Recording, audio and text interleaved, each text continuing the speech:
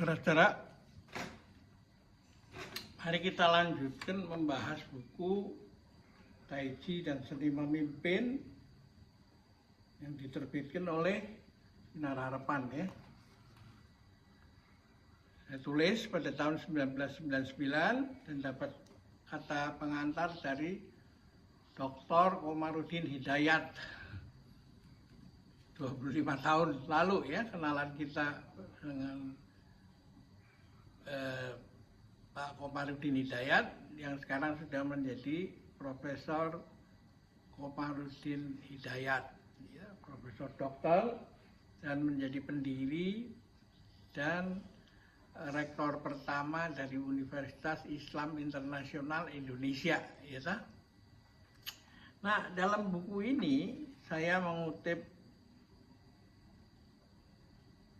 pendapat Lao Tzu yang hidup 2.500 tahun lalu, 2.550 tahun, nah, kira-kira ya lebih senior dari 50 tahun lebih senior kira-kira dari Konfusius, ya, yang Konfusius 2.500 tahun sebelum Masehi, ya. Nah, yang menarik, orang pada zaman dulu ini sudah tahu gradasi kekuatan. Kekuatan nggak boleh secara ceroboh dipakai, dihajar untuk apa saja, babat aja dengan. Tapi seperti orang memegang tahu, kalau tahunya dipegang terlalu keras dengan tenaga, dia remuk. Kalau kurang, tahunya jatuh ke bawah itu, ya. Nah, Lao Tzu mendapat pertanyaan dari seorang murid, guru, apakah ada bedanya antara memerintah negara besar dan kecil? Nah, ini menarik. Memerintah negara besar itu paradoks, seperti menggoreng ikan kecil itu. Kalau Anda terus-terus bolak-balik, maka ikannya itu akan remuk jadi bubuk itu. Ya.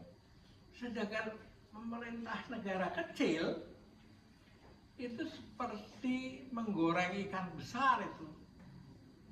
Ikan besar diumpamakan seperti martabak itu, bolak-balik, ya, tapi nggak akan rusak itu, nggak akan remuk itu, ya. Semakin matang aja, ya, bolak-balik.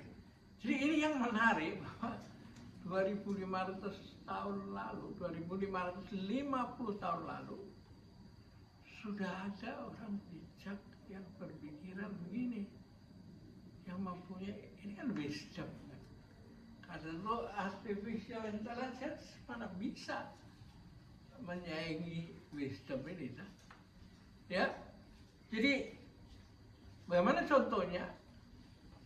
Contohnya adalah kalau ini membandingkan pemerintah Indonesia dengan Singapura, ya itulah contohnya. Indonesia itu dari Sabang sampai Merauke itu panjangnya itu sama seperti benua Afrika itu, dari atas ke bawah itu, ya. Nah, kalau di Afrika Anda membutuhkan ngurusin begitu, membutuhkan visa, paspor, bahasa yang berbeda-beda, ya. Di Indonesia ini ada hanya cukup KTP aja, bisa kemana-mana itu. Dan diversifikasinya sangat luas sekali. Jadi ini yang menurut saya relevansinya daripada kearifan kuno itu memang sudah dipahami oleh orang-orang di zaman dulu, gitu.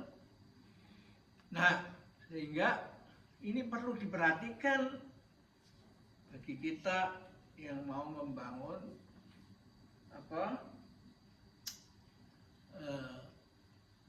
pembangunan menuju ke Indonesia 100 tahun 2045 ya. Kita bisa memberikan seperti spring comes, musim semi tiba, dan bumi, tumbuh-tumbuhan, rumputan muncul dengan sendirinya. Kalau rumputan itu Anda tarik, ya, supaya aku mau cepat, maka rumput itu akan mati, gitu. Ya, jadi nggak boleh begitu. Nah, inilah yang perlu dipelajari, karena ketika nanti semua terlalu aktif kehadiran negara dan tidak tanpa wisdom, ya bisa terjadi yang begitu, ya kan? Karena itu ilmu-ilmu ini menurut pendapat saya sarankan supaya dipelajari lah, ya kan? Sehingga semua itu bisa seperti alam semesta itu. Langit kelihatan diam, tapi bumi terus mengalir itu, bergerak terus, ya. Nah, inilah yang dikerjakan oleh Deng Xiaoping di Tiongkok ketika menerima kekuasaan atau berkuasa setelah pendahulunya. Dia bertanya pada rakyatnya, "You bisa tanam apa dengan tanah ini? Tanah sekelilingnya.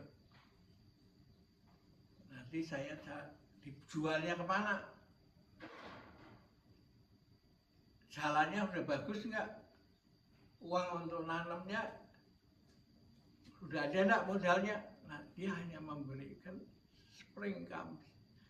Lalu petani mulai bekerja, dan karena itu Tiongkok itu yang merdeka tahun 1949 bisa dalam waktu yang singkat mencapai kemajuan seperti sekarang ini. Ya, kita akhiri dulu pertemuan kali ini. Sampai jumpa lagi.